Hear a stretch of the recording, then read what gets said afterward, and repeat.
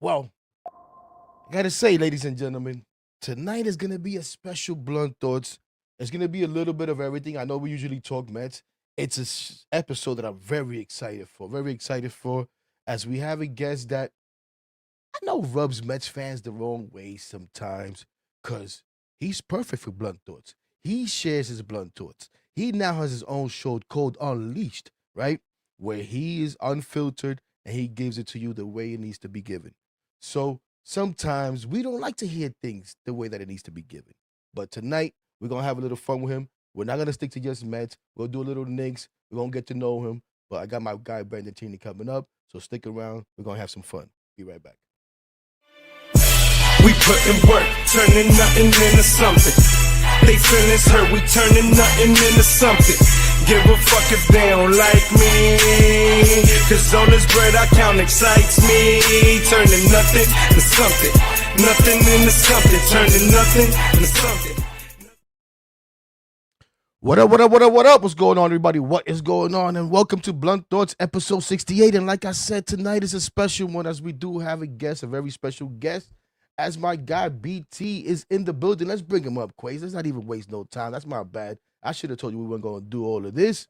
But BT's in the building. Brandon Tierney, man. What's up? What's going on, my brother? What up, Heck? What's going on, brother? How you feeling, dude? You all right? Pretty good, pretty good. Can you hear me? Can everybody hear me? I already got Ken is somebody that's always in the chat. I hadn't seen him in a while. Mm-hmm. And right away he comes in like he always does with a complaint. Hector, please speak into the mic. Can you hear me, I got Ken? you. Hey, it doesn't matter if he can hear, as long as I can hear you. That's all that There matters. you go. There you go. I got But you. no, man, BT, man, thanks again for doing this. Yep. Listen, ladies and gentlemen, to be honest with you, we just did a show almost backstage, him and I, having so much fun. So I'm looking forward to this. And like I said, we're gonna talk Mets, of course. We're gonna talk about his opinions. I mean, BT was adamant that the Mets needed to do something with this core. And I mean, BT was right. I know it bothered you guys. It kind of bothered me sometimes, even if I understood it. And now it's happened. So we're going to get his thoughts on how it was done and what he thinks about the almost finished product now. But we're going to talk some Knicks. We're going to talk maybe some Jets and Giants. I don't know about that stuff. We'll ask him some Yankee questions. Let him have his thoughts on the Yankees. I know I got some friends of the Yankee fans that may be tuning in. But before that, you know how we like to do. We like to get to know our guests when it's someone like BT. So we're going to get to know BT. Just tell us a little about yourself, BT. You New Yorker. As far as I know, I think you're from Brooklyn, Catholic high school all your life. Yeah. All that good stuff. Tell the people. Oh, man, grew up in the 80s, man. Grew up in the 80s in Brooklyn. That's all you need to know. I mean, it was you know where I'm coming from. It was a different Brooklyn. It was a different world. Went to Catholic school, as you said, 1st through 8th grade. Went to Catholic high school in Manhattan, so I had to take 2 buses and 2 or 3 trains, and then another, walk 4 or 5 blocks from Union Square up to Xavier. Like it was a grind. It was a grind, but it was awesome, man. It was just, when you think about, and I know like what my dad's generation was, it was like stickball and it was stuff like that. But I kind of really do think that my generation, maybe a couple of years younger, not much, like my generation's, I think the last generation that really, lived Brooklyn and experienced Brooklyn the way it was, where, you just out, like all the moms are sitting on the stoop having coffee, there's no weapons. You have a fight, you throw hands, that's it. No, there's not, thank God, no weapon, none of that stuff. Everybody's a ball player. Those guys who didn't play, you didn't really hang out with them. And, the 80s, too, I'll hit you with this. One thing that I love to do in the 80s, I love to do graffiti. I love to. Really? Yeah, man, I loved it. Like when you look, obviously Run DMC, you look at some of that early music from the 80s. They're almost more mid-ish 80s, but yeah, like that whole and then obviously heavy metal, like Def Leppard and all that stuff we used to listen to. But between Run DMC and the Beastie Boys and the Fat Boys, oh my God, it was just the music was good, the sports was good, living was good, and I played ball every day. Wound up getting into baseball the most, obviously, but played a lot of basketball. Played football in the street every day, and we knocked the shit out of each other. Just, we used to play hockey. Check this out, Heck. We used to play hockey in the street, right? I wasn't a good hockey player. Like that was, I'm not saying I was good at all the sports, but Like that was the one thing I just really wasn't that good in. Couldn't skate that well. But what we would do is we would play the garbage cans. The garbage cans would be the goals, right? And every car and the street that I lived on, there wasn't a single new car on the block. They were all like 8, 9, 10 years old. And we would just, when the puck, which was the electric roll of tape, that was the puck. When that thing would get near a car, we would come in and we would just smash each other into the cars, man.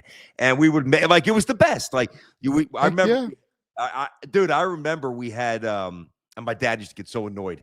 I used to go into his dresser and take like a white T-shirt and then write the Falcons on it because I lived on the street that I lived on began with the letter F. So I had to have the alliteration. So it was the Falcons and then like the Cougars and we'd play each other and we'd keep stats and it was great. It was just out all day in the summer, playing ball, having fun, pure fun, getting into some trouble, doing some stuff that, right now I think would be probably frowned upon or looked upon a little different, but we made it, we survived, and it was great, man. It was Brooklyn in the 80s. It's good times. And honestly, it sounds like me growing up in the Heights, pretty much the same thing. I spent a lot of time, most of my time, it was in my grandmother's house. That was my weekend home. That was my summer home. And I lived in Inwood Heights. I don't know how you know about Uptown and up in my hand, watching Heights, Inwood Heights. Then you have like Marble Hill in the Bronx and all that stuff. I lived in Inwood. Both grandparents lived in Washington Heights. That's where I spent most of my time. And my maternal grandmother's block, where my Little League was based, the super from the building ran the Little League. Across the street was the Firehouse, which was our home plate for wiffle ball. You know what I'm saying? I do. Same thing. We played football right on the street, bumping into cars, light pole to light pole touchdown. Yes. We had the hard top yard across the street, right up the block across the street. So we played basketball there, fast pitch sponge ball. On the other avenue, Amsterdam Ave, was Highbridge Park, and that was all day. And the same thing, I would get in trouble, BT, for being out there playing ball all day. We'd go from the yard. First of all, in the summertime, we go from summer lunch, summer breakfast, to the yard, to lunch. Okay, now we maybe go to Highbridge, and if we got enough guys, we'll play we called it 1, 2, 3, where it was if you only had 12, 11 guys, everybody takes a position. Couple of guys bad, you make it now, we rotate around. And, I'm pretty sure you played that. And, man, so listening to you, the same deal. But we're not here to talk about Hector. But I know you played college ball, which was a dream of mine. And I didn't get to do it. What was that experience like? Just maybe, I don't know if you were recruited. How did that work out? I know you had some injuries. I don't know if you before college ball, in college ball. Tell us a little bit about that. It was awesome. No, I was recruited. So when I was playing at Xavier, it was a great academic school, still is. And, the baseball at Xavier is intermittently good. So every once in a while, you might have a really good team. And it's not like they're recruiting kids from all over the boroughs. Hey, there's a player there. No, you go in there if you could get in academically. And just sometimes you get lucky where you have a real collection of good players. My junior year at Xavier, I think I wish there was an actual website for this, but I think we were 26-3, something like that, as my junior year. And I started as a junior. My other friend Joe, who was a junior, he started. That starting nine, I can go around the horn and I could actually tell you, our first baseman went to George Mason, our second baseman went to Hofstra, our third baseman went to UMBC, our catcher was the Columbia University captain catcher. Our center fielder played at LaSalle and did very well. Our right fielder played football at St. John's. And I played first. I played some outfield as well. So we were really good. Now, understand this. I was in an interesting spot because my grades weren't great. So Boston College, where my sister went, or these other schools that I kind of wanted, they had no interest in me because the grades weren't there, and I wasn't that caliber of player. So it was a lot of the Wagners, and there's no disrespect, the Wagners, the St. Peter's, the FDU, some of the schools that were local. And I think I was overestimating where I could get recruited. So I remember I hadn't signed yet, and it was getting late. I remember my dad saying, hey, listen, if you want to go to prep school, and you think that that's going to get you in a better position to play like a UConn or a Big East, which that's it's kind of what I'm thinking back then, which didn't happen. He was going to do that. He was going to find the money to make it happen. I said, I'm ready to go. I wound up, so I go to Marist, and I was recruited. Didn't have a full ride. Had a fair amount of money. Played a lot. Was hurt a lot, and really grinded through a lot of injuries, and the numbers reflect that. It was interesting, man, because I was the kind of guy, Heck, where like if you showed up, and I talked to some scouts, and I got some looks at a very low level, like the White Sox were taking a look at me, but I was never gonna make it. But they were looking at me because when you saw me, you saw a guy who was almost 6'3", about $195 when I was young. Then I played at about 212, which was too much and whatever. That hurt, but about 195, 6'2.5", rocket arm, and in batting practice, beautiful lefty swing, really good hands at first base. Could not run at all, and could not hit a curveball. At least in high school I could, but a good college one. So once that was found out, well, now I'm not nearly as interesting to the pro scouts, and maybe as I was for a minute. So I was just I was a grinder. You hear about a gym rat in basketball. I was always on the tee. I was always doing push-ups. I was always lifting. I was always doing, like, I really wanted to play. And when you're 20 years old, you're not thinking that. You're not sitting there to yourself thinking, I'm not good enough to make the majors. You don't think that because you're in the moment, and that's a losing mentality. Why would you think that? You're immersed in trying to get better and trying to make it happen. I gave it my best, wasn't good enough. No regrets because I really did fight to the end, and I'm proud of that. But when I look back, I should have been better, I've said that every time it comes up. So when you ask me, how was your college career? Well, I mean, or experience, I made great friends. I had a couple of really good moments. I had a lot of disappointing moments. And as an adult, you learn to process it and kind of put it in the corner of the room. But when I think about it, like full transparency, it bothers me. It hurts me because I love the game and I treated the game the right way. I didn't take shortcuts. Like I was all in. And when the body fell apart, I didn't produce, I carried that. And I actually, to be honest with you, I kind of hated baseball for a while. I started to hate it for a while where, like when I was with Stephen A., it was like a lot of Knicks, and I was doing the Johnnies and obviously Jets and Giants. And of course, I love the Yankees. I know we'll get into the Mets too. I never stopped loving watching the Yankees, but like I felt like baseball did me dirty. They didn't do me dirty. I just wasn't good enough. And then when I introduced my son to it, I'm like, wow, man, I do love this game. And I still coach, and it got me into coaching. As you know, I talk about that once in a while. So at the end of the day, baseball's been really, if I think about it, man, baseball's my first love.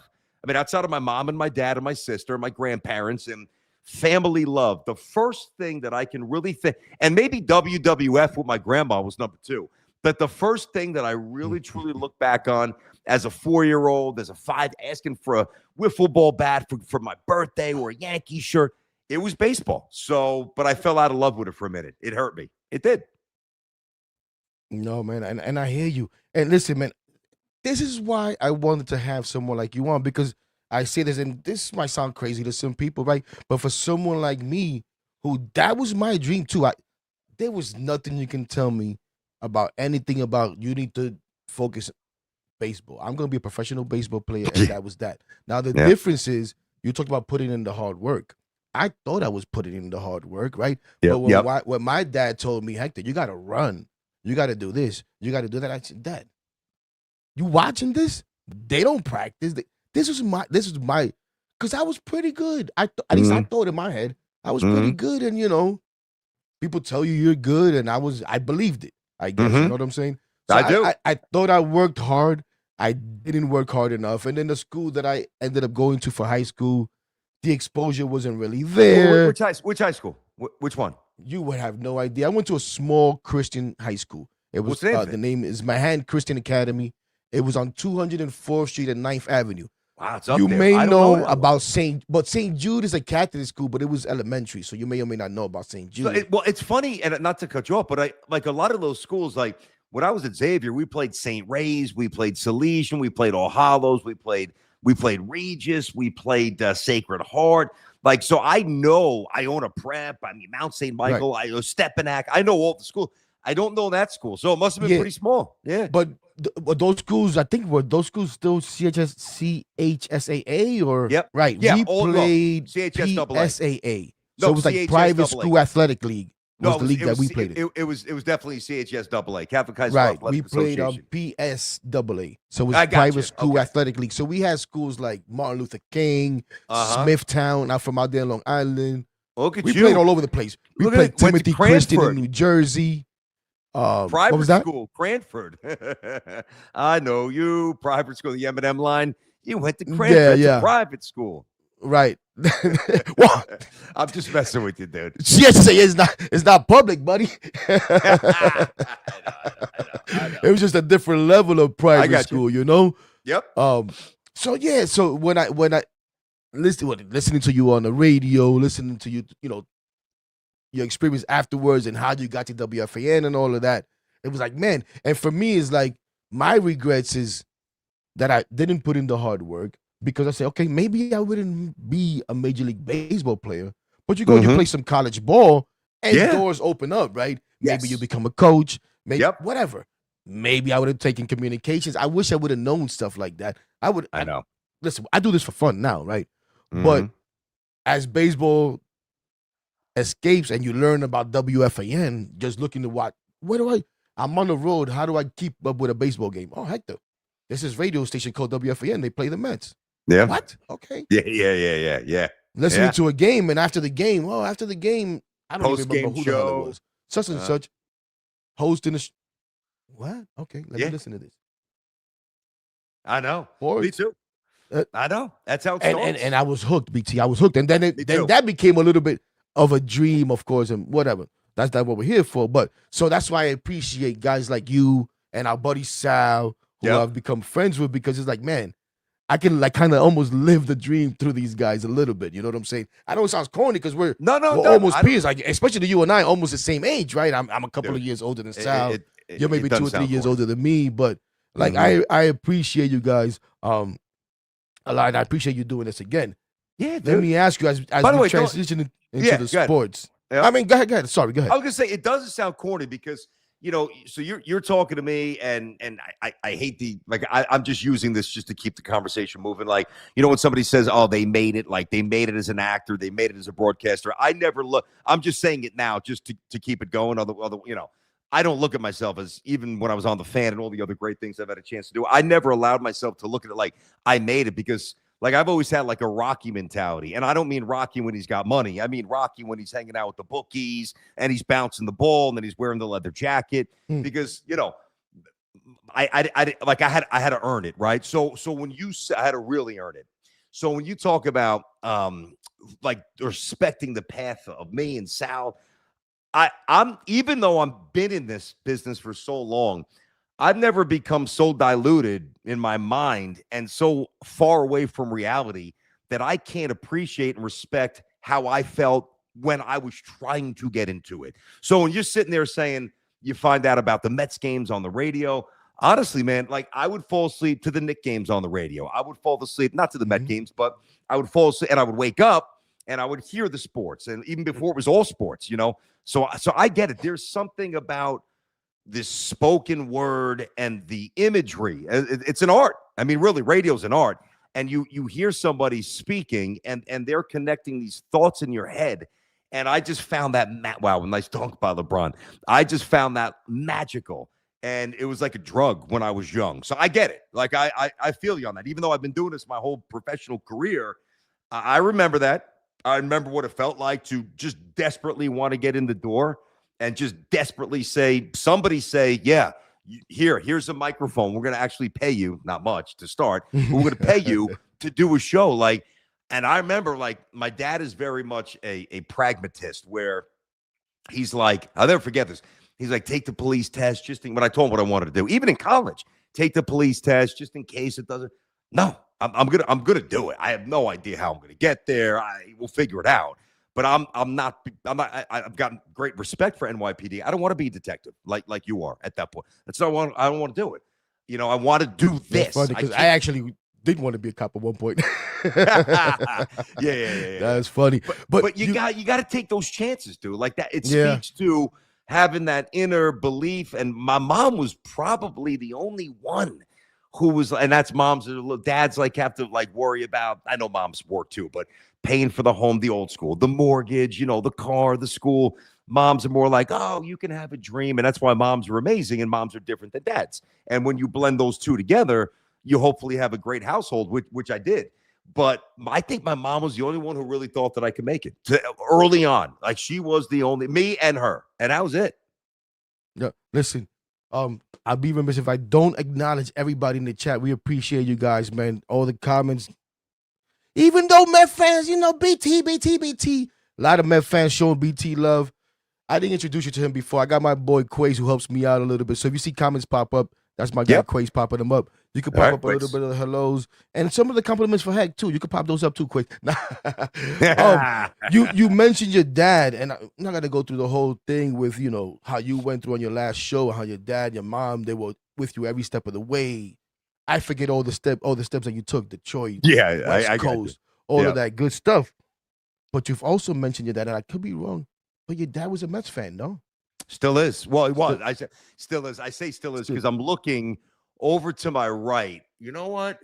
I'm gonna hold on. I'm gonna do something for you. I'm gonna grab something. 1 sec. It's gonna take a second. I'm gonna show you something. No problem. Hang on. Appreciate it. No, man. This is you guys. You guys make stuff like this happen. Now, let's get some more people up in here. All right, you ready? So, a couple of years ago, I got this as a gift, and it's 3 generations of Tierneys, right? The first one, that's my dad at the Mets Dream Camp. Oh, okay. That's something that I would love to do. Yeah. He went like 3 or 4 years.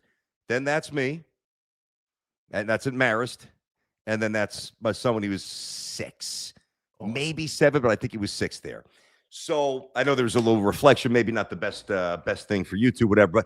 But yeah, he was a crazy Mets fan, crazy Dodgers fan, and then the Dodgers left, and he just gravitated like pretty much all of New York did. If you were a Dodger fan, you became a Mets fan, and I just I'd watch him, and I remember like when he was still on the job, he would have to go like. He wasn't a detective yet, so he was still he still had pretty shitty hours.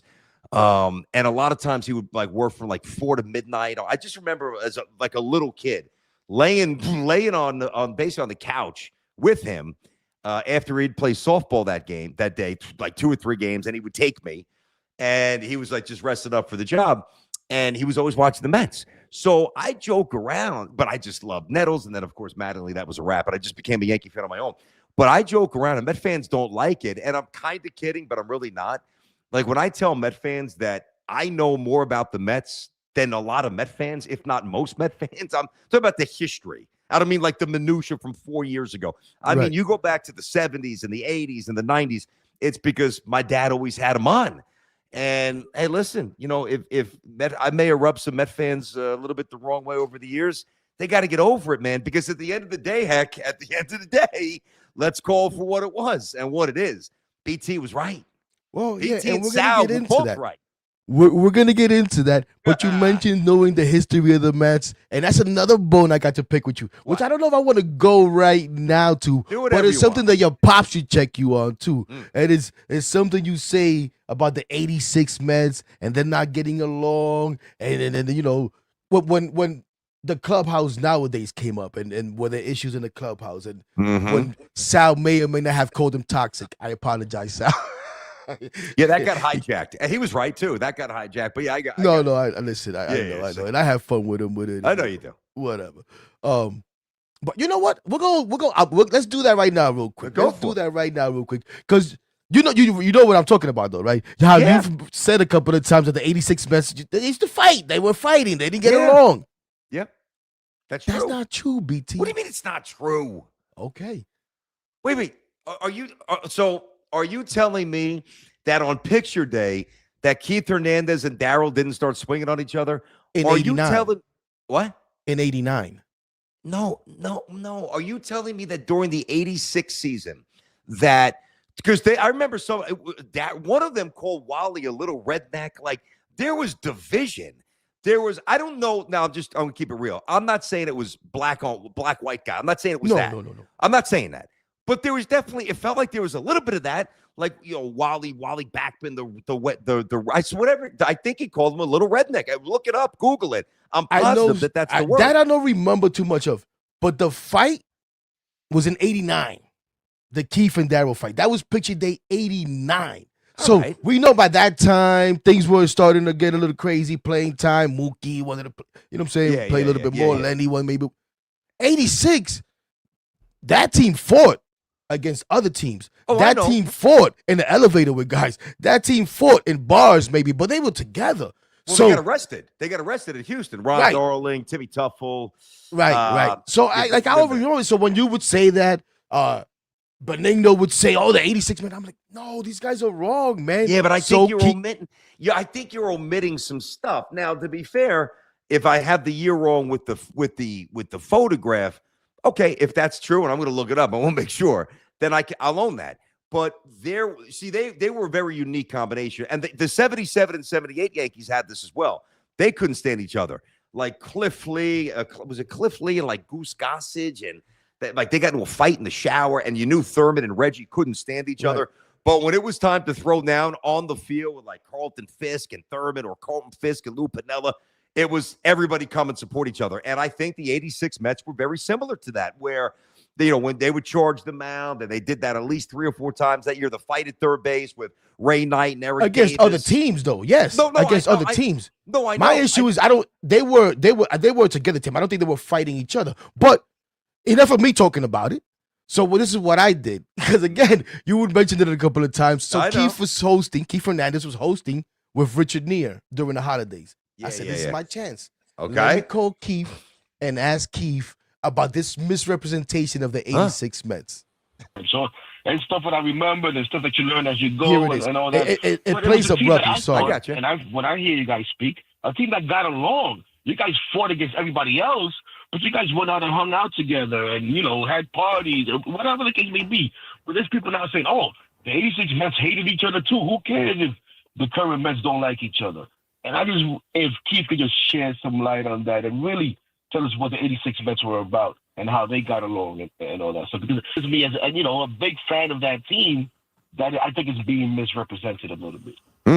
If people are thinking that it is being misrepresented, we got along great. Everybody fit in, and we're with each other for 7 months, pretty much every day if you count spring training. We all got along, and there were certain cliques that went in their direction, but basically we had great camaraderie. It was just a good, solid group. Now, that being said, you look at the Yankees when they were the Bronx Zoo. They did not get along, and they won. I just said that. Well, they were right. So I cut it off because he got onto saying, he talked about doesn't mean that every team needs to get along. There are teams that don't get along. He mentioned the '86, the Yankees. He mentioned the A's, and they also joked about the common denominator being Reggie and all of that. Yeah. All right, hold now. A couple things now. That's good that you got in, and that's cool that you got to talk to Keith. Good stuff. And I saw they were doing that show together. They've done it a few times actually. Good stuff. They did it twice during the holidays at least. Yeah. Good job by you. This past offseason. But you're not gonna like what I'm about to say. I also think that Keith's half full of shit there. I don't believe him. I thought about that. I said, I'm gonna tell you why. Because if you go back to that time frame. Now, they're not going to say it now. This is just as real as it gets. They're not going to say this now because, unfortunately, the gentleman I'm about to reference is no longer with us, and he passed away a long time ago. And you listen to Darryl, long enough. You listen to Darryl Strawberry talk about Gary Carter now. And I know Darryl a little bit. Darryl has found the Lord. Darryl, his wife, Tracy, instrumental in the rehabilitation of every aspect of Darryl. I think it's a great thing. I love Darryl Strawberry. But Darryl was out of his mind for about 10, 12, 15, maybe 20 years. And Darryl, I'm talking about when he was playing with Gary, they would make fun of Gary. They would ride Gary. And Keith's not going to say that now. Keith's not going to come on and say, yeah, we used to, make fun of Gary. Never went out. He was drinking milk and he was going to church when we were going out and doing lines and doing whatever we were doing till 3 a.m. Like, he's not going to say that. I had a feeling you would mention something like that. And I have him, because the conversation kept going after I hung up. Yeah. And Richard Neer asked him about him and Gary. Listen to this. I wasn't gonna play this, but why not? Oh, you got this too? Yeah, All yeah. right. Bring it back, Quaise. Bring it back over there. Don't You and Gary Carter were on opposite sides, and philosophically, maybe, but you guys got along. Yeah. Yeah. I mean, Well, Gary was one of those guys, and I've said this in the past, that when you played against him, with all the fist pumping and, he was the face of the Montreal Expos. And he was one of the guys, when you went into Montreal, you just liked playing against him.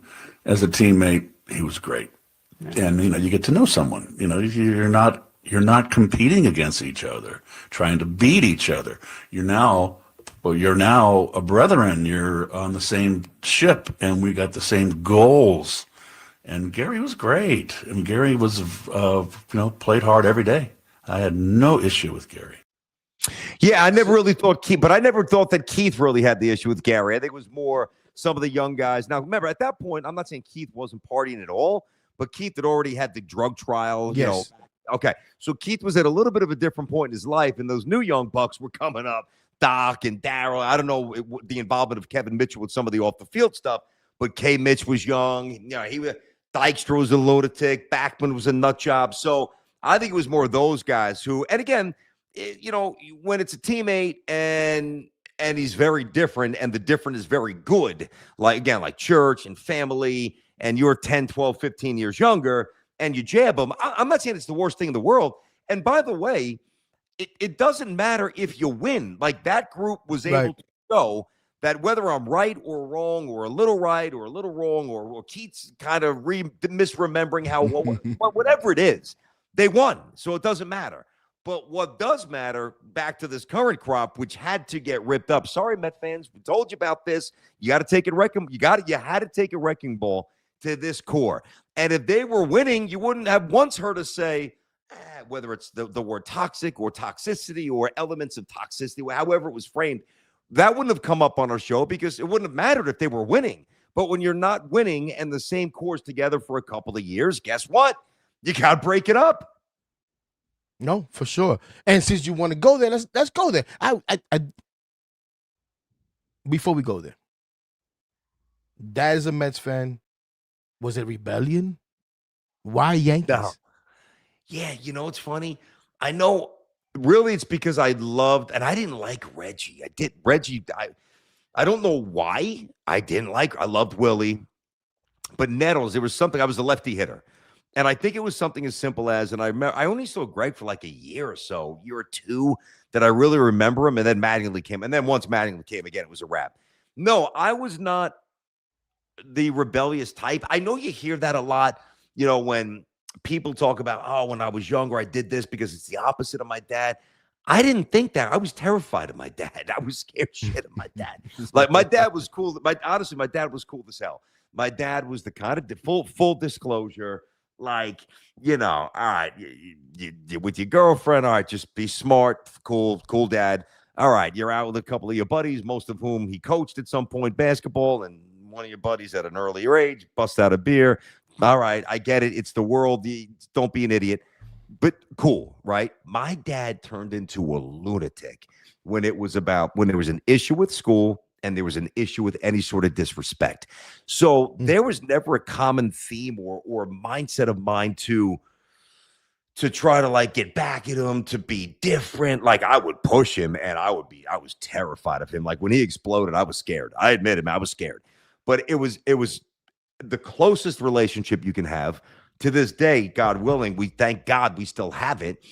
But I never looked. I'm like, oh man, you know what? Nah, I'm an angry 12-year-old at my dad, and I'm gonna dislike what he loved. No, it was like, we loved the Knicks, we loved the Johnnies, we watched football together. It was just, maybe it was even as simple as seeing the pinstripes, the real pinstripes, by the way, not not the ones that you guys rock.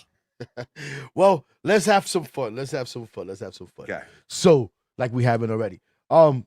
Yeah, like I said, man, you were adamant. You've hinted at it a couple of times. The core needed to be breaking up. And I would hear it, and I'm like, gosh, I don't want to hear it. It makes me sick. That's what I would say. It makes me sick. Cut it out, right? Because they would tease us. And then I had the moments of reality, of truth, and where I sat by myself and I said, you know what? You also questioned the core. where this whole fan base has questioned the core. Before we came on, I talked to you about how I've been a little bit off on the Knicks because I was so hurt about 2022 and how the Mets season ended. And what are we talking about? Is this core good enough? Is it time to break it up? What are we going to do? And then they teases 2023 totally stinks. And you really want, but anyways, 24, OMG, whatever. It's funnier. So I would hear it and I'm like, man, but no, why can't we build around Pete Alonso? Why can't we add to this team? Okay, maybe you want to move Brandon Nimmo, but Brandon Nimmo was a player that's gotten better and better. Brandon Nimmo came up, and Brandon Nimmo wouldn't swing the bat. And it was like, damn, swing the bat. We like that you get on base, but swing the damn bat. Now it was like, damn, Nimmo, stop swinging the damn bat. Can you take a walk now? Like, what's going on here? We enjoy the power, but so, like, I would get it, but it would still be frustrating, and it would frustrate Mets fans. But you were adamant about it. I was. Okay, here's what I think. I'm thinking about the psychology of a fan. I'm going to step outside of my world for a second, and I'm going to put myself in the shoes, because I was once on the other side of the speaker, just a devout, crazy sports fan, hearing whomever talk about my team. Now, especially if you're a fan of the inferior team. Trust me, my Yanks haven't done a damn thing. So if anything, I crush the Yankees as much as anybody. You know that. So this is not me at the top of the Yankee mountain. Look at us. We're the best. Yankees have pissed me off forever. And Yankees got to get their act together. But I really do think, Hector, that there's a large, or there were, and I think that this softened as the show got deeper, and they're like, wow, he really does know baseball, and he does respect baseball, and he does communicate it well, and he's not trying to needle me, and he does rip his Yankees, and he is honest. I think the initial pushback, and I felt it, I know it was pretty big, from whatever percentage of Met fans that were pushing back on me early on the fan, is because I think that they thought at that point I was just almost talking down, not taking their team seriously, throwing those gratuitous shots, a little diss here. And part of it was just having a little bit of fun.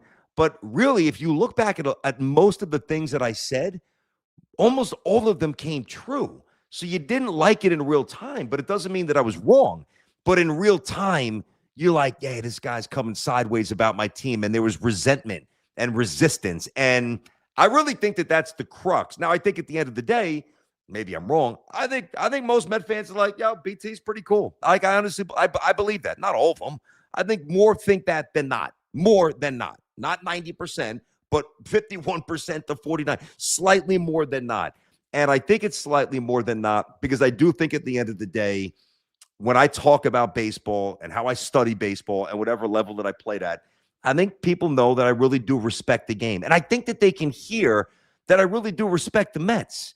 Like, if I could have easily launched BT Unleashed and just do Yankees Jets, just talk about stuff I want to talk about. I'm not a Mets fan. No, it's a New York. It's a show that's going to do everything, and I'm going to talk about it the right way. But I think early on, some people weren't sure where I was coming from, and I think they held on to that. No, and some people. There's people that, yes, definitely because you were a Yankee fan, they didn't want to hear it. All this, and I would hear it for some friends. I would see it online. I would get it sometime on my streams. People would come, BT, what talk about? Your boy Sal, this and that. And I'm like, guys, come on. If you really listen, we may not like what he's saying. And how many times would I call and I would say, I can't believe you're agreeing with me. Yeah, and agreeing with the Yankee fan is driving me crazy. You know what I'm saying? I felt like you said that all the time. You said that a lot. So did I, and it made me sick. Yeah, but it was the truth, right? It was the truth, and that's what I kept saying. Like, guys, put aside that he's a Yankee fan and listen to what he's saying. Yeah. And then there's the element of people agree with you, but they don't want to hear it from you. Correct. Because it's coming from you. Which is the most ridiculous thing in the world. That's exactly what I'm saying. And, people have the option. They either get over that or they don't. That's fine. But, I know this is going to sound really arrogant. I don't mean it to be this way. But it is what it is, and I believe this. There's nobody on New York radio that knows more baseball than me. Nobody. Not a single person. I will go up against anybody and go as deep and whatever direction, whether it's historical, whether it's numbers oriented now, analytics, which is boring, but I could do it if you need to. You can't do it on the radio that much, but you know that I could. Like, I'll put my baseball stuff up against anybody, which is why, anybody, which is why it didn't bother me, Hector, when, I would see comments where people would call them like, that's fine. Like, would it have mattered to me when I was younger if I was getting hit with that? And I felt it, like that tsunami of negative Mets energy. Maybe if I was a younger and more impressionable broadcaster, it would have bothered me because you're looking for validation. You look like, you want to be accepted to an extent. But as I've gotten older and I believe what I believe and I do what I do and I try to do things the right way. If somebody doesn't like what I'm saying, it's too bad.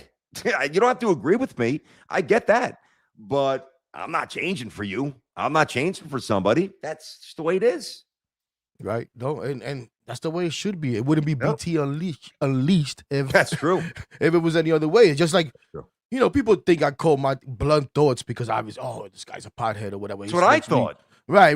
But it's basically because I'm going to be blunt. I'm going to tell you I love the Mets, but I can't stand them right now. I don't like this. If that's that's how I feel. And I may or may not be wrong. I may be right. I may regret it. Listen, a lot of the times when I'm disappointed in my team, I'm upset. I want to be wrong. Yes. I don't want to be right about them sucking, that's what I'm saying. Or 100%. About a player not being good enough, or this is not going to work, or that move this, or David Stearns doesn't know what the hell he's doing, or I was wrong about, or maybe I was, maybe I wasn't. Yep. But my whole theme this offseason was, okay, I may not like what's going on. I understand it. I was a big Brandon Nimmo fan, but I get it. I accepted last season that Pete wasn't going to be here long term because I knew he wasn't David Stearns' guy. I knew that. So I wasn't too bothered. Edwin Diaz, yes, that pissed me off. But my whole theme was BT. Okay, this is what I see. David Stearns came here. He evaluated, which is something that I always said he was going to do. It may have taken him a little bit longer because 24 was what it was. And now he said, I cannot win with this team. And there is nothing that I can do to this team, the way that it's constituted, to make it a winner. So I'm going to make tough decisions. Yep. And I'm going to break it up. So I said, you know what? I got to give him credit for having the cojones to do that, first of all. Me too. And that's why he was brought here. Like, he was brought here to, and you nailed it. That's a good point. Like, the first year's got to be evaluation, whether it's David Stearns or like Leon Rose or Muji for the Jets or anybody. When you think about sports, like, I think it's smart to come in, see what you got, and then make moves. Now, you're going to have predisposed notions of, all right, this guy's a headache. He doesn't work hard, or this guy doesn't know the playbook, or this guy not a good enough athlete. Like, that stuff's basic stuff. But the stuff that you're not sure about, you give it time to really deliver the answer.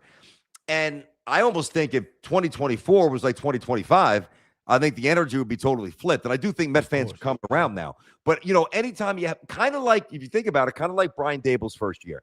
Brian Dable's first year, 9 wins, playoffs. They go to Minnesota. They win a road playoff game. Now the thought is like, okay, instead of incrementally building, when you go from 9 to 4 or whatever it was, rather than from 5 to 7 to 9, he would have been viewed very differently. And same with the Mets. If they would have won 83 games in 2024, then you would have seen some of these changes after that. And I think it would have hurt less. But because you had that flirtation in 2024 and a couple of wins away from the World Series, it kind of complicated stuff, not to mention Pete's, an all-timer, and sentimentally, you guys love him. I get all that. But like, the one thing that I don't understand, I do, but it's really baseless. It's ridiculous. So I do understand it, but I push back on it. Like, the point of sentimentality and rooting for somebody and having the jerseys and loving somebody, not wanting them to be dealt, I get it. But isn't it still about the team? Pete Alonso's been here, and I'm not saying it was all his fault, a long time. Nimmo, long time. McNeil, long time. Like, after a while, no matter how much you love the guy, do you love the Mets more or do you love the player more?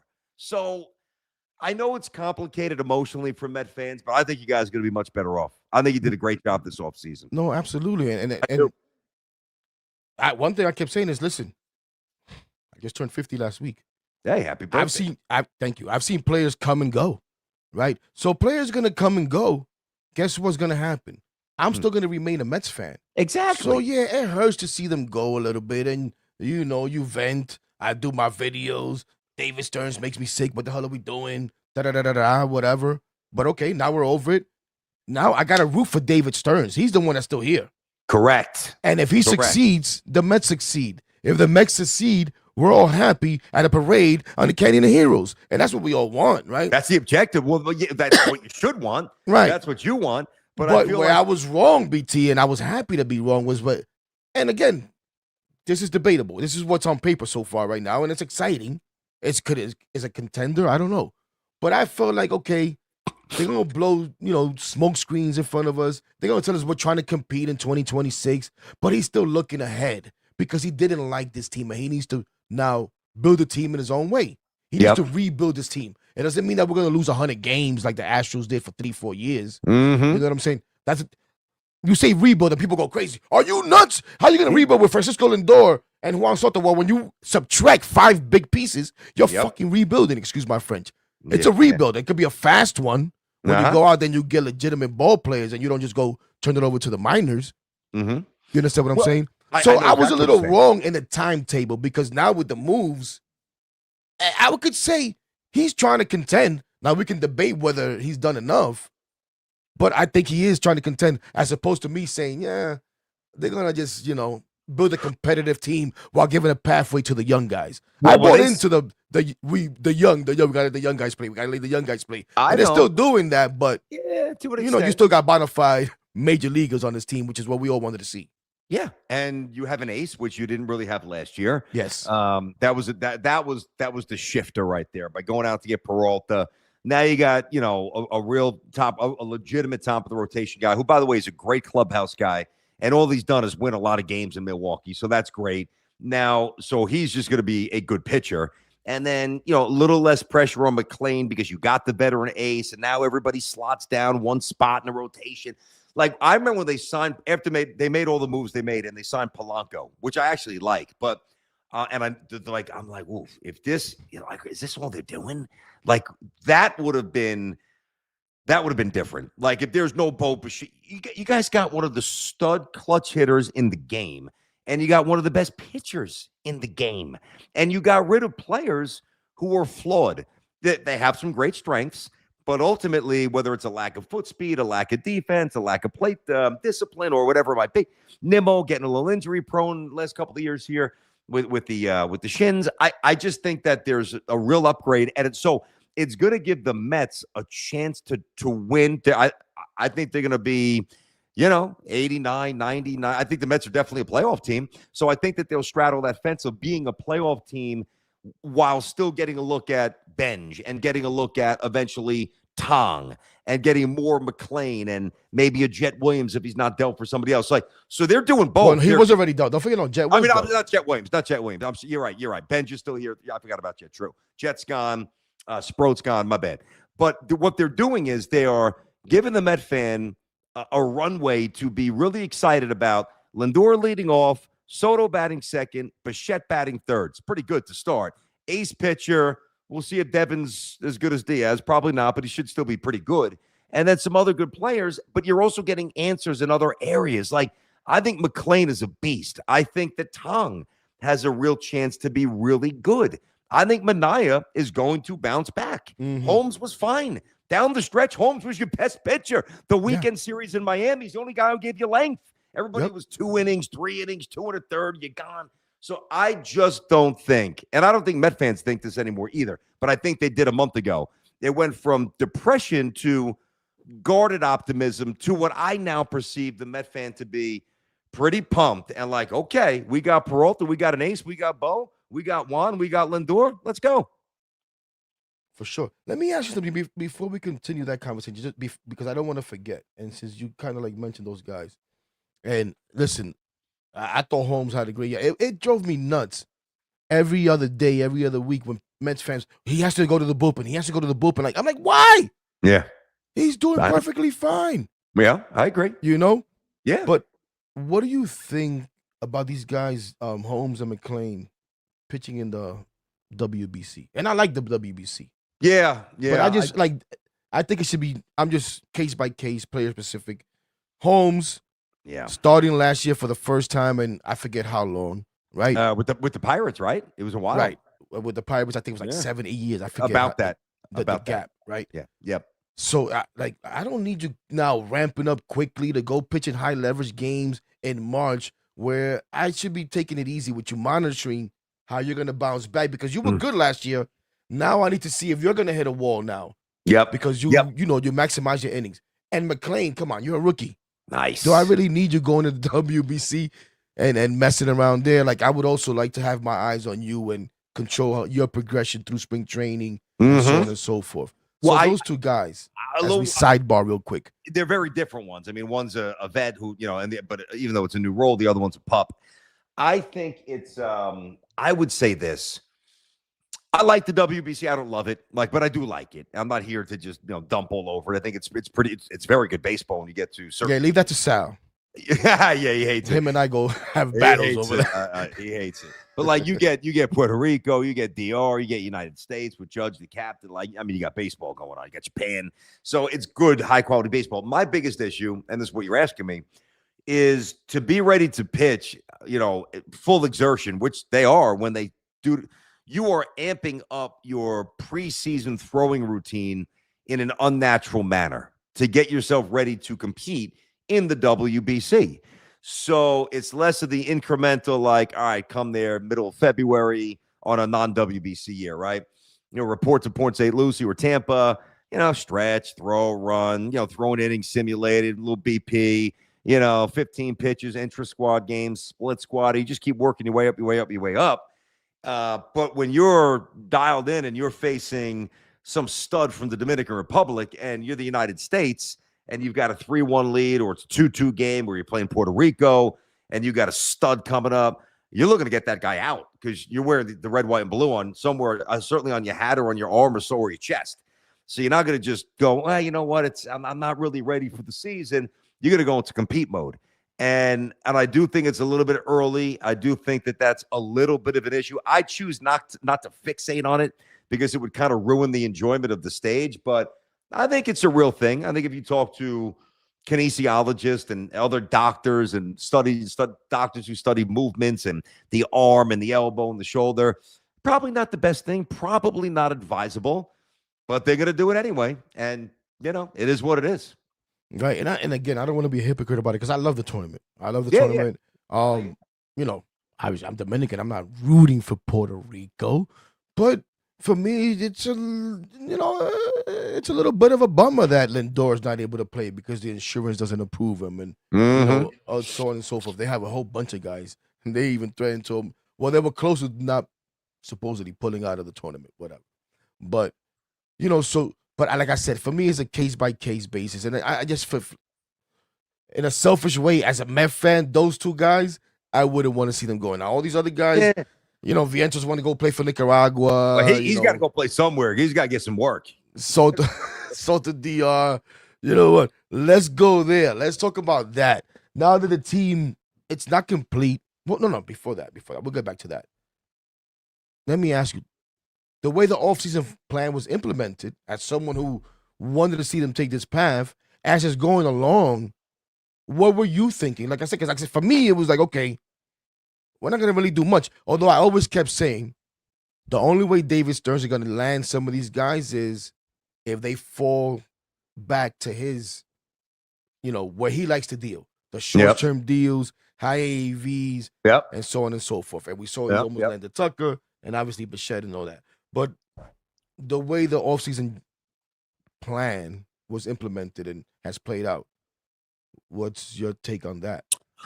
I for a minute, Knicks are up big, man. Knicks are looking good here. I cannot believe it, BT. That's just that's so confusing to me.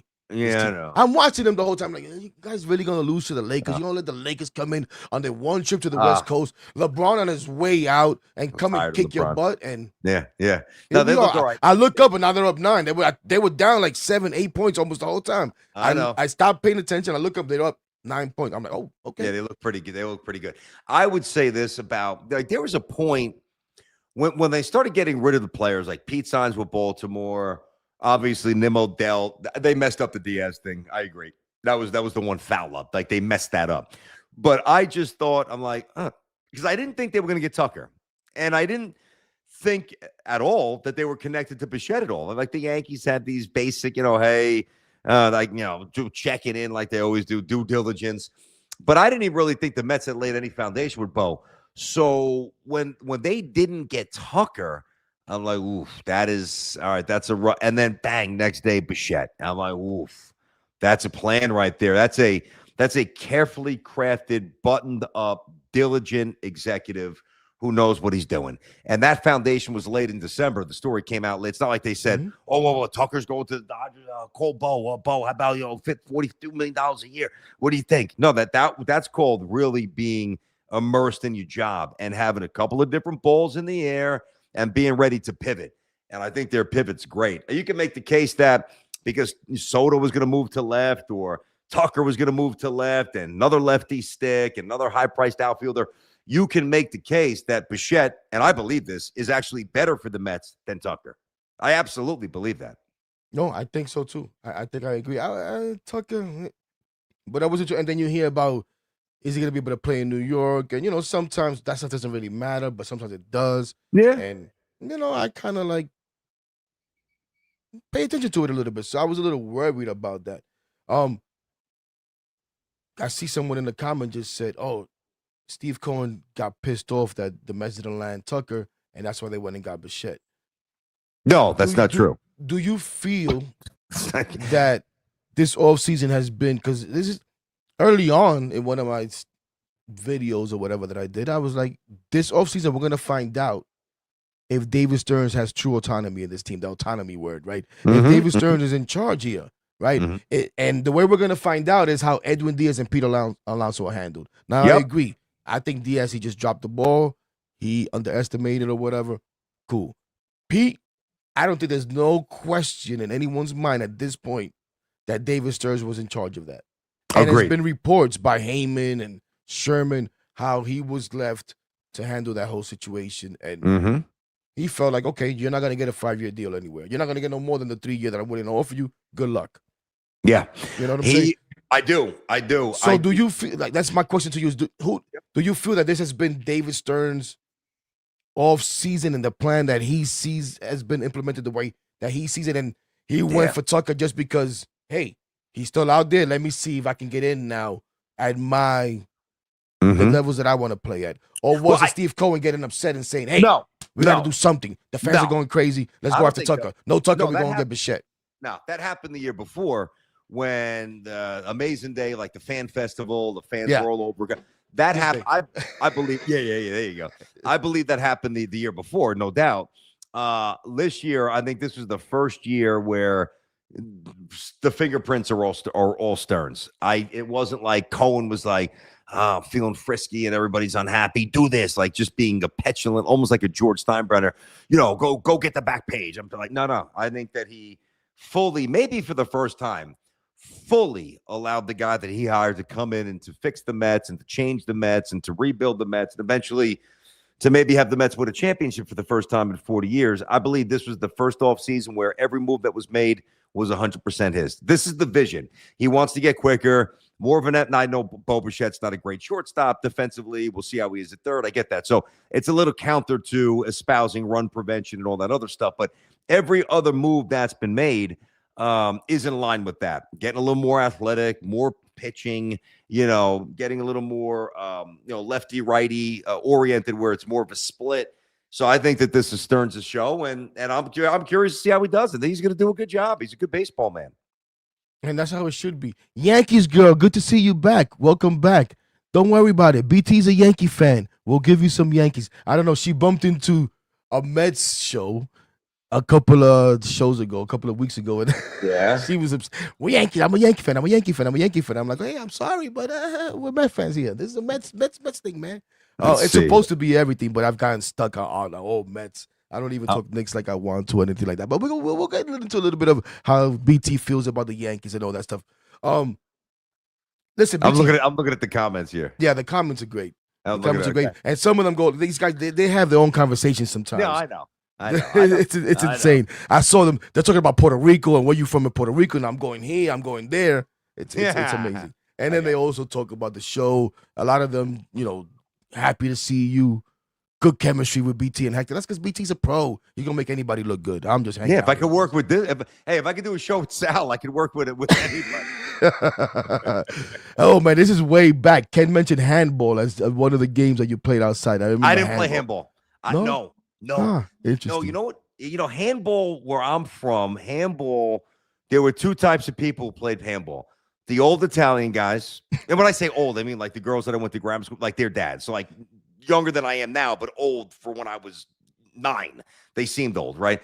The old school Italian guys. And then the other group that would play handball were the burnouts, where they were doing a little bit of this, doing a little bit of that, doing a little bit of this, like dungaree jackets, no athletes, and they could have been because they were athletes for a couple of years, but then it was just like the rock music, the long hair, and then sparking it up, and they were good handball players, but that handball was not anything I ever did. No. Yeah, no, we played a little bit right on the block though at night when they got dark. We were still outside. Like you said, the moms were all still outside, doing whatever the hell they were doing, and we were just running around. Like we would go from wiffle ball. Okay, now it's late. We got to stay on this side of the street. Let's fill up the 25-cent juices with a little bit of something in there, and with a broomstick, and we're gonna play with that. Like we were cycles, man. We were cycles, but we played everything. Manhunt. You mentioned graffiti, and it's funny. You made me think about. Sorry, blunt thoughts is all over the place. But as I'm looking at the comments, and I'm thinking, you mentioned the graffiti, and shout out to my cousin. He was into the graffiti. I never. I loved it, man. And we took us out one time, me and my other cousin.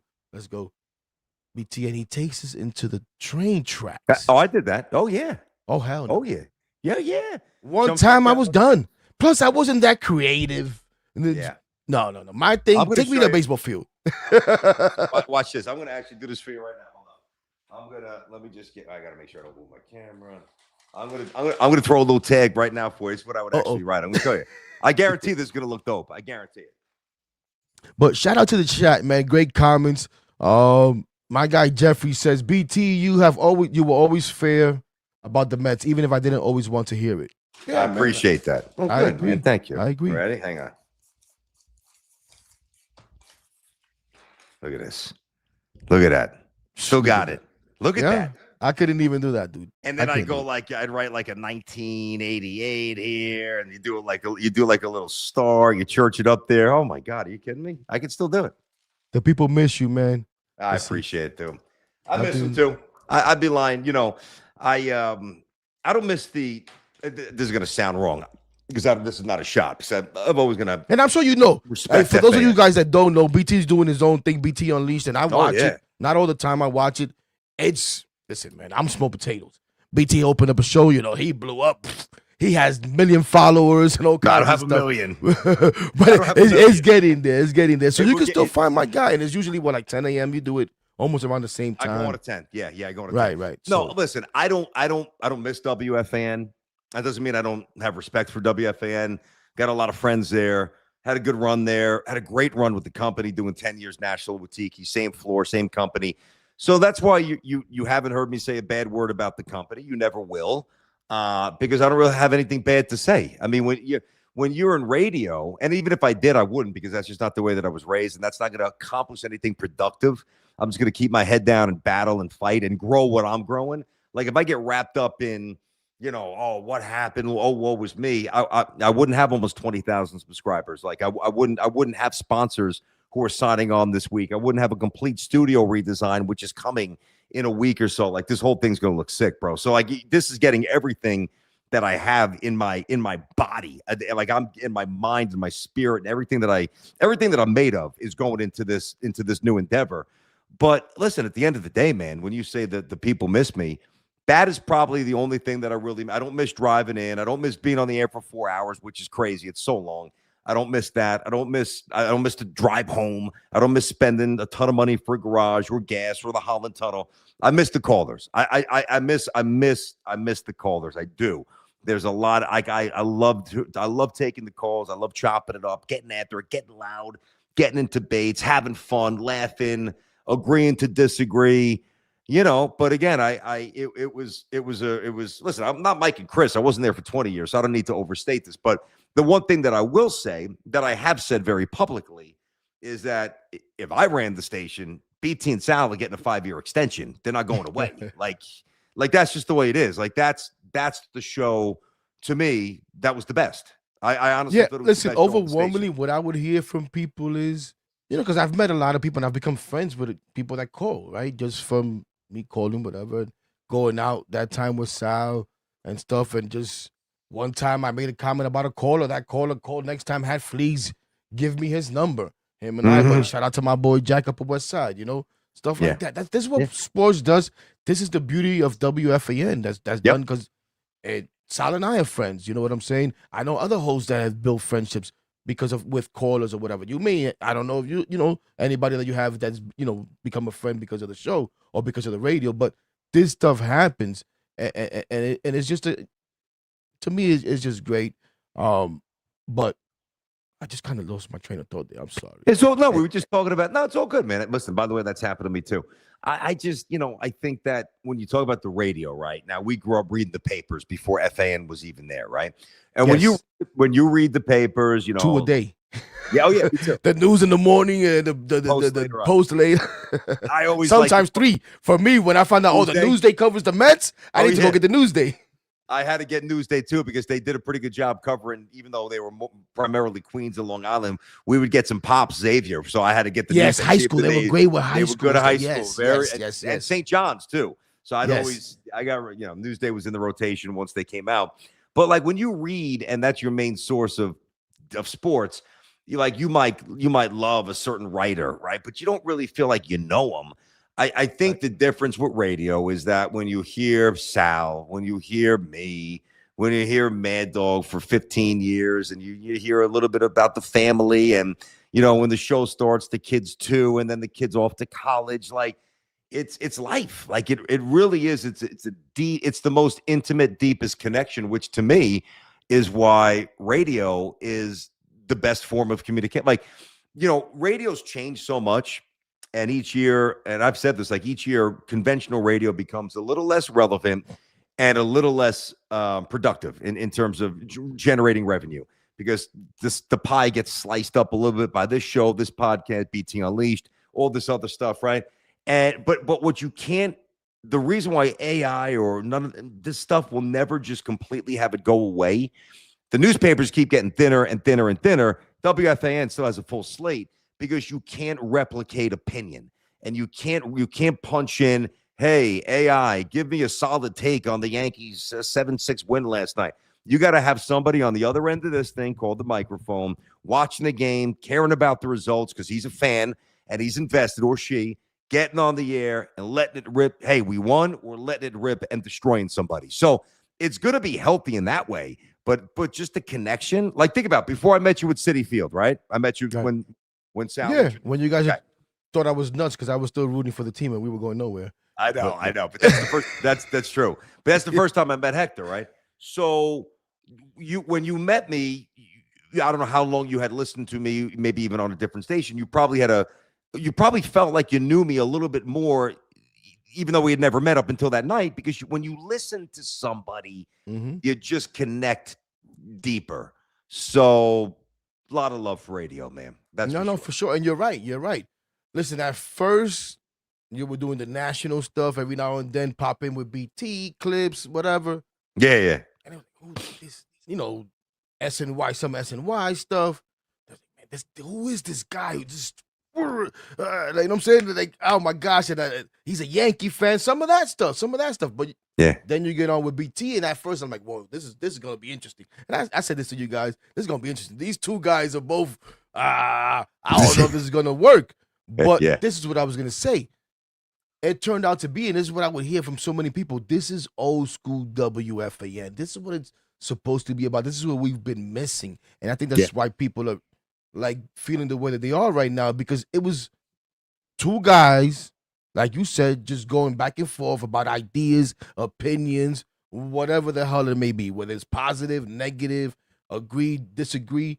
Yeah, that's what it's about. That's what we love about sports. That's why we listen to sports radio. That's what we do when we're, just with our friends. Now, for someone like me who's a psycho, I got to start doing this. I listen to the radio. I start calling the radio because my friends can't take it anymore. Like, heck, shut the hell up. You know what I'm saying? Because it's just too much. It's funny talking about the start of the show. There were other shows that, 2 years together, 2 years here. Like it to me, I think the reason why our exit got the reaction that it got, and if you just Google BT and Sal, or you just search on social media, of course there's haters out there. That's just the way of the world. But like people lifted us up. That doesn't happen. Like there's other shows that were on WFAN in the past for a year or two, and they didn't get that kind of send off. That's not a knock. That's just the reality of it. And I think that the reason why we kind of got that, not kind of, the reason why we got that is because every day, even when we were off on a point, which happens to everybody, every day we came in and we showed you our heart and our soul. And, we didn't talk about, oh, I got this and the money, or like, I think we were very relatable. I think that we came in, we talked about sports, we emptied the tank. Like after those shows, we were tired. Like it was 4 hours of energy, because when you're next to him, if you're not ready, you're going to get devoured. And when you're next to me, if you're not ready, you're going to get devoured, because the energy's endless and the information is there because the homework's been done. So that. It's almost like it's weird, even though we're a team. In a weird way, we're a team. It's like going into a boxing match where, like, even though we were a team, if you're not careful, you could take one on the chin quick, and it could devolve very fast, So I was aware of that early because I had been on the radio longer than Sal. I'm a little bit older, and I get it. I remember when I was doing a night show, when I got my first look during the day, you come in and you want to prove yourself even more, even more and more. And that leads to a lot of energy and a lot of loud moments, and some were great, some weren't, but I'm talking about early. But I think once he and I've talked about this a lot, once we crossed that bridge where I'm like, all right, this guy's a friend now. Like I talk to this guy about, my family, and he talks to me about his daughter. He talked about his daughter on his last show when he got choked up. Like I've had that conversation with him many times off the air before that. You talk about, I learned about when his dad got sick and when his dad died. And like, even though he would say that on the air, we'd probe a little bit deeper, and I would be very honest with him, stuff that was going on with me. And, like when my mom was sick for a minute, like things come up, and when you have that off the air, now you get on the air and you just let it rip, and like, all right, this guy's not trying to make me look bad. I'm not trying to make him look bad. We're just trying to be great. And I think the thing that is probably most and I'm over it now because it is what it is, and I'm on to the next thing. But the show became great. Like it went from being really interesting and really explosive and little nuts to, man, this show's good. And then they made the decision, and you got to respect it. Right. And I think this comment here is, I remember back in the day where something would happen and you could not wait till 1 p.m. the next day to hear Mike and Chris's opinion, right? Yeah. And then you got a little bit of that once Joe and Evan established themselves. There was some of that, especially if you were a Met fan. Some people with the Mets can't wait to hear what Joe and Evan got to say, and then what Mike and Chris have to say. And it's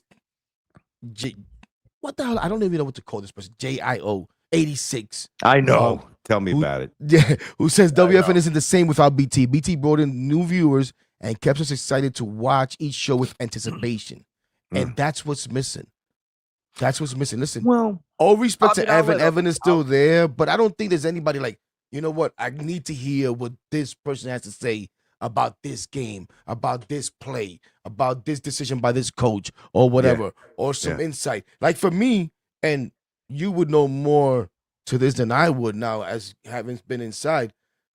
It felt like at that time, like Mike had all these connections and all this insight, and he knew ownership, and for some reason knew Pat Riley and had was good with Pat Riley and Bill Parcells and Steinbrenner. Steinbrenner, and then the missives. Oh my gosh, I know for you Yankee fans, I enjoyed the missives. You know what I'm saying? The whole General Patton stuff that they used to do.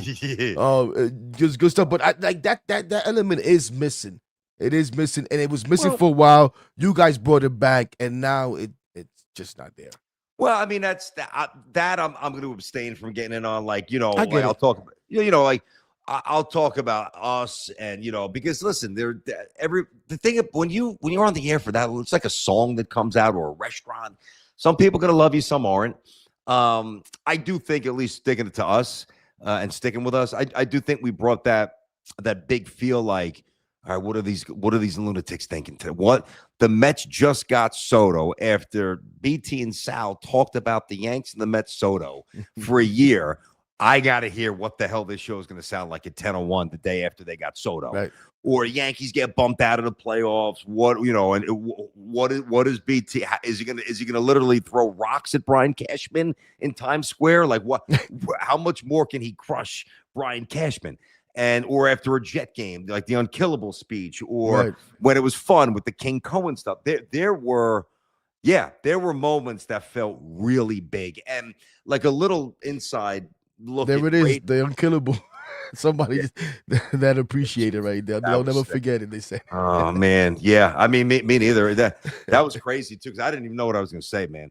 That was very early. Sal and I started. I think we started in July or maybe August, but I think it was late July. I think it was late July. So we weren't together very long. And the one thing when you have a partnership, you got to be respectful of your partner. And I just remembered saying to Sal before the show, I'm like, dude, just let me roll. I'm like, I don't know where I'm going. He's like, go for it. And then like early on, like when I knew he was on a rant, lay out, do your thing, But I just remember like the show started, and I was scared as to what I was going to say, man. Like I didn't have a single word or syllable or letter written down. I just know what I felt that night on my couch watching Rodgers, the Achilles shrivel up like a lampshade. After everything I've been through, I'm not going to reset it. As a Jets fan, as we all know, waiting for that game, 9/11, American flag, Jets on national TV. We got Aaron Rodgers, and it's 4 plays in, doesn't complete a pass, and it's over. This is my breaking point, man. I can't. I'm not equipped to deal with this anymore. And I just started the show, and I really had. I played it back on my last show. And I hadn't really heard the whole thing. I'll check on, like, if I do stuff. Hey, how did that sound? Like I'm on Fox News tonight talking about youth sports, and I want to. So I don't have a lot more time. I'm going to watch it with my wife. It's coming on pretty soon. Just so you know. I actually was wondering when you said tonight, when I had, when we finally talking about days. Because I had seen you post that, and I was like, "Wait, he's gonna." No, we taped Sunday it. We taped it. Right. And then I even told my boy, I was like, "He either must have taped it, or we're gonna have very little time with BT. No, you have to run. You know what I'm saying? No, we. That's at 10 o'clock, right? I actually want to watch that because I'm actually getting into umpiring, BT. But anyway, all night. Well, good luck. Jeez, oh, God bless you. He said, "Good luck." It's coming up at 10, and I got to take a shot. I got to do some stuff. I got to actually. That is on Fox. Fox. It's on Fox News about youth sports, right? But the point is that. I very rarely, I will parachute in to see like, all right, how did that sound? I'll listen to or I'll watch. I don't sit there and watch the whole thing like, oh God, how did I do? Like every single second, like of every single show. I had never heard the entire unkillable speech. And then I played it on my show, and I'm like, oh shit, man, freaking, you are out of your mind, bro. You're out of your mind. I don't know how I didn't curse. I really don't know. It starts with Dove. Hit the dump button, because I honestly don't know what I'm about to say. That's how it started, and I meant it. I didn't know what I was going to say. Wow, that's funny. I want to, before I ask my own questions, before we get out of here, we got to get you out of here? I want to honor the people and just get into a little bit of the comments and questions. So, my guy Jeffrey says, BT, when you were doing national radio, did you ever try to take the New Yorker out of you and make you tone down? Yeah. Did they ever try to take the New York out of you and make you tone down your accent? No, they never did. No, I mean, I don't even think about my accent. It's not even that bad. I mean, because my dad would make me enunciate my words at the dinner table. Like he would make it. Like I remember vaguely, but then other parts just seared in my mind. Like I remember sitting at the kitchen table.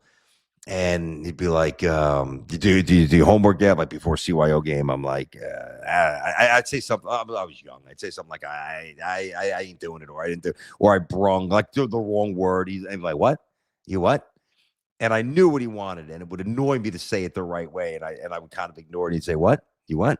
I'd say I'm not. So I kind of learned to, he made me do it when I was young. So no, that's the accent thing. I think it comes out more when I get drunk, when I get mad, when I laugh, when I tell a story. No, they never once, like if you're going to hire somebody to do something and then tell them not to be what you hired them to be, you're an idiot. No, they just completely let me roll. The one thing that I was aware of, like, all right, it's a national show. I'm with Tiki, who's a New York fixture, but we can't do 4 hours a day nationally on TV about the Yankees and the Mets and the Knicks were awful at that point. So there was a lot more national content. Even New Yorkers didn't want to talk about the Knicks at the time. That's true. That's right. There's a lot of, that's good. There's a lot of New York content, but we did a lot of NFL draft stuff, a lot of Heisman Trophy stuff, a lot of golf, which I love talking that you don't really talk about on the fan. So I enjoyed it. It was just, but no, I mean, I would, unless somebody thinks otherwise, I would think that I was always me. It's funny because at one point I tried to go to CSB. I think it was 2017. School of Broadcasting. Okay. Yeah, Connecticut School of Broadcasting. 2018 maybe. I know it was a little after my brother passed away. Mm-hmm. And I go there. I wasn't doing this, that's for sure.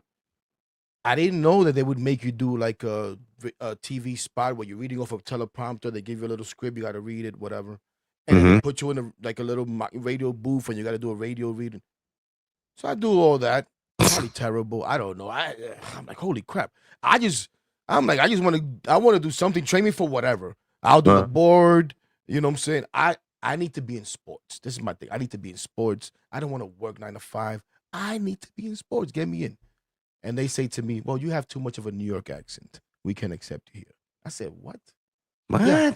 Everybody I told this story to first, they're like, really? They took Joe Beningo. Listen to how Joe sounds. They took BT, Joe. as someone who listens to the radio, Joe Benigno, I'm listening to the dog barely be able to pronounce some words, remember instead of remember. And I'm like, what the hell are you talking about? That's weird, man. Yeah. But whatever. And I was like, whatever. To hell with this crap. That's whack.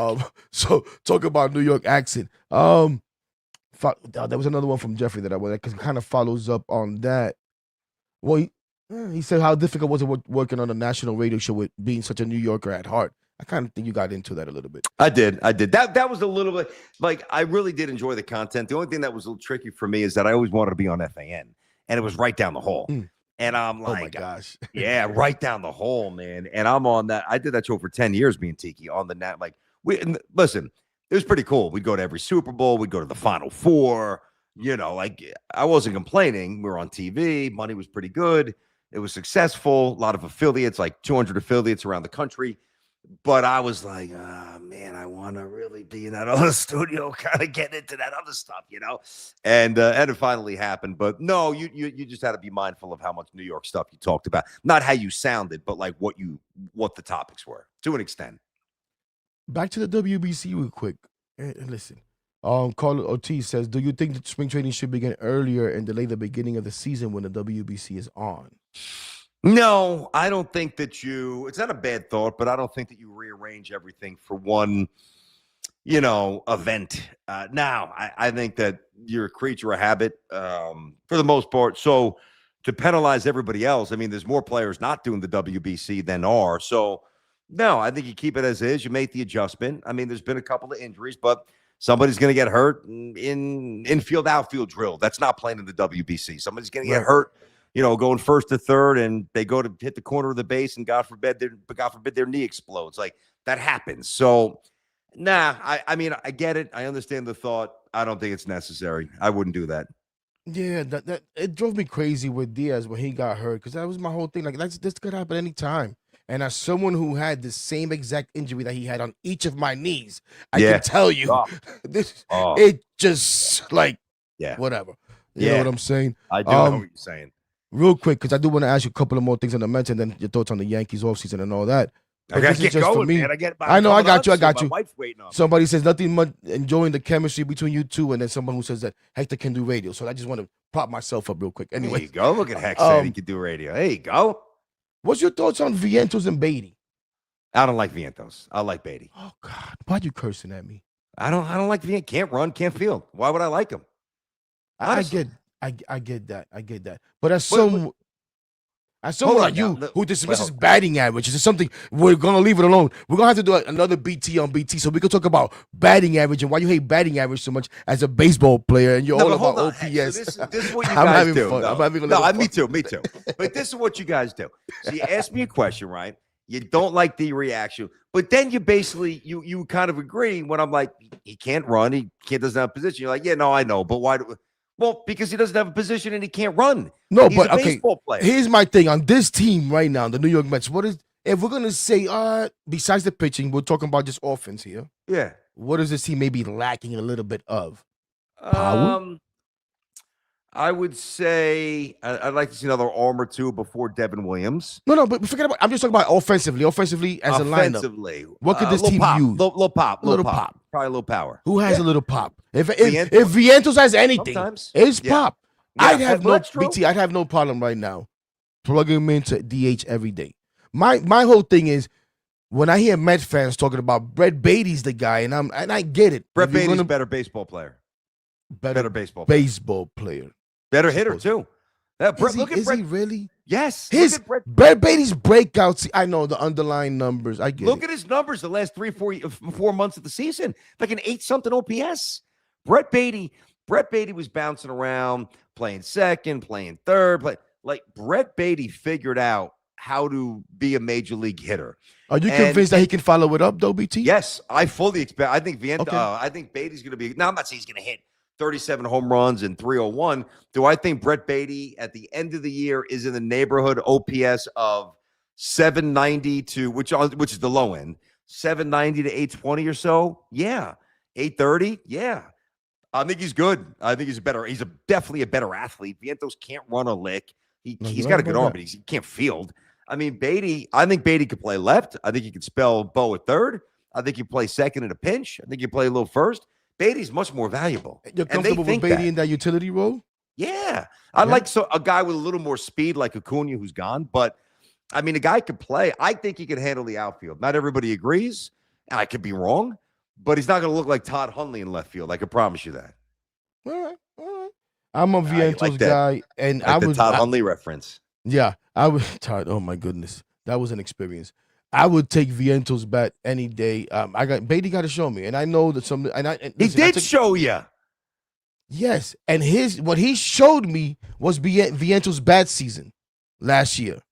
Vientos had the same numbers on a bad year. 17 home runs, God more almighty. You know RBIs. something up here. Okay, hold on. Viento. See, what you're doing is, do you ever go to Baseball Savant? Yes, I have a love-hate relationship with that. All right, I got you. Not that you want to be too married to the numbers, but let me just give you something here. Mark Vientos' range as a fielder No, is he in the sucks. I'm just thinking about him as a You bat. hear this, Heck. Hold on. It's terrible. I've Is seen in it. the 6th percentile. That means 94% of baseball is better. His sprint speed is in the 19th percentile, which means 81% of major leaguers are faster. And then you look at what actually matters for him as a hitter. His whiff rate is 6%. He is in the 6th percentile. He strikes out 33% of the time, and he doesn't walk enough. 25% of the time, I'm sorry. And he doesn't walk enough. So he strikes out too much. He doesn't walk enough. His home runs, he's too streaky. I don't trust him. I know when he gets hot, of course he can hit. I know that. We saw that in the playoffs and in 2024. But Beatty's a baseball player. Vientos is a hitter sometimes. I'll take the baseball player. I get it. And I do want to let you go, so we're not gonna keep going back and forth there. I just feel like this team, and I don't know. That's just me. Do you think Senga can bounce back? Yeah, I think so. I mean, everybody's kind of, writing him off. See, this goes back to why I feel good about what the Mets have done. Because now, if they're going into this season coming up and it's like, all right, Manaea's pitching opening day and Sanga's the second and Holmes and Peterson. But now if it's like it's Peralta, it's McLean, it's Manaea, and maybe Senga 4 or Senga 5, I mean, he's not going to give you a lot of length. He's been banged up. Doesn't really return from injury very fast. But for a team that, if he's your 4th or 5th starter and he's healthy, I think he's fine. I don't expect a Cy Young or an All-Star. That'd be fine. A little bit of better. I would think, like in terms of whip and some of the measurables, I would think slightly above league average, if not a tick more if he's on. He's going to strike some guys. He's going to walk some guys. He's going to labor a little bit. He's going to go 5 1/3 and throw 90 pitches and frustrate you. But he's not going to get shelled that often when he's healthy. He's got pretty good stuff. Well, you're on the quick 5 or 6 man rotation because Senga kind of makes it that we have to use a 6 man rotation. I know that bothers some Mets fans. That bothers baseball fans. Yeah. It bothers baseball fans that these guys got to pitch every 6 days. Some of these I don't love it. When you're and then listen, Sproat's going to probably start the year in the minors. Tong in the minors and Christian Scott. I would think so. I still think there's more moves to be made. I just don't like his 6-man rotation. I don't talk like about more moves. Framber Valdez. Still, you think the Mets should? I don't know what they're thinking. I don't like that. I mean, you cross up your catcher. I don't need you on my team. Like that's you know what I'm talking about, right? You saw absolutely, that, right? absolutely. I don't like that. It doesn't bother me as much, and I was a catcher. Wow, that doesn't bother you. I can't trust him. I mean, I would probably want to punch him in the face at the moment. I'm not gonna lie to you. That would have been an issue. Trust me. Yeah. No, I know. I appreciate the fire, and I appreciate what the guy's done throughout his career. Now I've gone and I looked at it a little bit deeper, and I'm like, man, maybe we have a little bit higher opinion of him. Yes, than what it really is when I look at the numbers, agree. even the playoffs and stuff like that. I agree. But yeah. I don't. They're not giving him some long deal. If it's like short and nobody else wants him, maybe you take a flyer. Right. His numbers went south last year. I don't love that for the Mets. I've been on the record for I wouldn't sign Valdez. You got the guy you needed. You got Peralta. You got him. No, I love it. And I thought that was going to be the guy the whole time. I felt like that would be the guy that David Stearns would feel comfortable spending the assets, the prospects or whatever. You know what I'm saying? And also, I think they're going to be comfortable both sides and probably coming to an extension. My real quick, blowing me up. Hang on. Breaking news? No. I gotta get stuff ready for the show tomorrow. Heck, you're talking my ear off. My bad. I give you 30, 40 minutes. I've been on for an hour and 20 minutes. And right before I said, what you got me? You got me. Don't worry about it. Well, I don't think an hour and 20 minutes. My fault. And I told you I'm long-winded. Cut me off.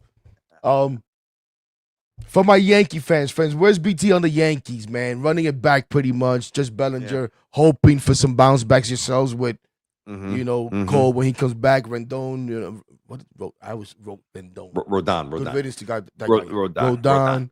Yeah. Right. Cammed for the full year. But you see, you make it seem like Garrett Cole is, some guy who might make the team out of spring training. No. He's an ace. If he's healthy. Okay. All right. One of the, argue best pitcher in the league. When he's right, yeah. Well, I mean, he's below Scooble at this point. I think he's below Garrett Crochet at this point. But no, I like up until the last year or two, he certainly was. I'm going to give you the answer. I like the Yankees. I think they're good. I don't love them.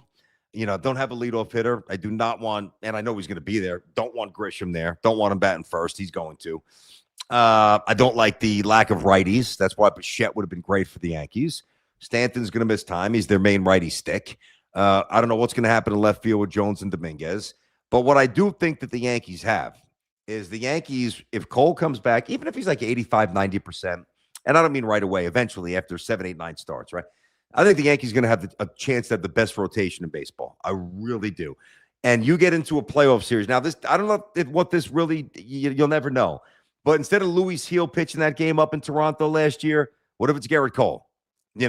So and by the way, if you have Garrett Cole making, a usual 30 starts, and this year he'll probably make 20 or so because he's going to miss some time to start, they would have had more than 94 wins, and they would have won the division, and they would have had home field and blah, blah, blah. So I think the Yankees will be good, very good in certain spots. If Judge goes down, season's over. I think Ben Rice is going to be a terrific hitter. I love him. This is the last shot for Volpe. This has got to be it.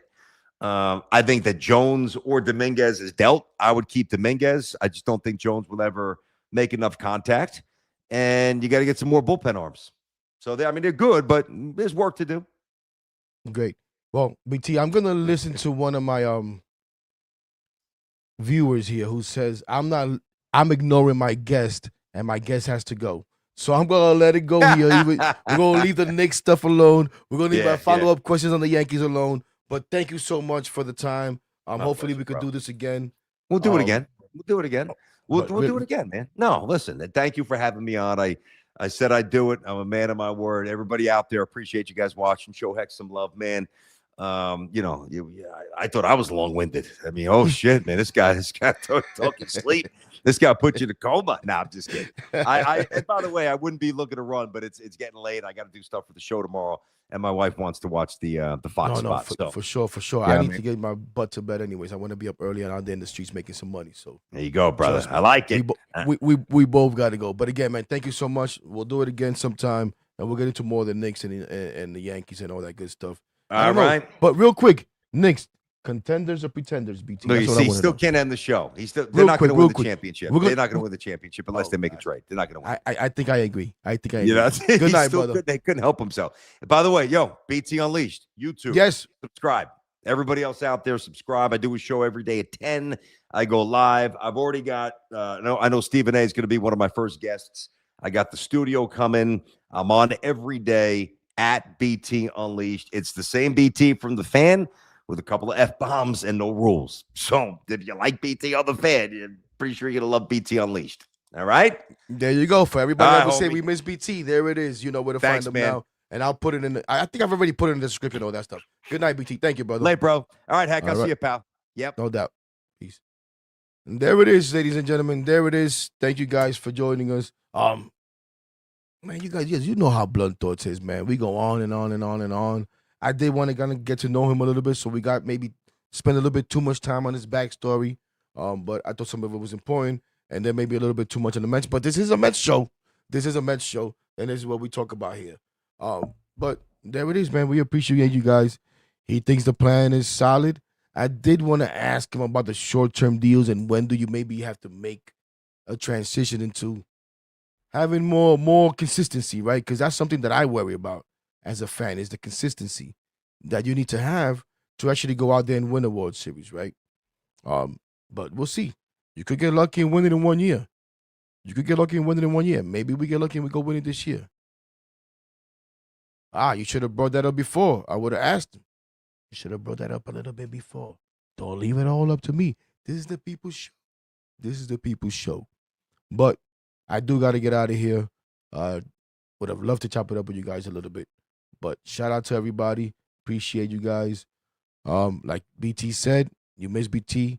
Go check him out tomorrow morning and every weekday morning. And sometimes when something breaks, he comes on at BT Unleashed on YouTube, at Brandon Tierney on X, all that good stuff. You already know about me. You find my dope ass here Sunday nights. You find me sometimes when something happens. You find me sometimes when I just feel like doing a show. Right? But be aware, because we are working for another show this week with another special guest. It's just been difficult. And I've kind of teased it before. We're not going to tease it now because sometimes you just got to let things ride and see what happens. Other than that, you already know what it is, man. All day, every day. Let's go, Mets. Peace.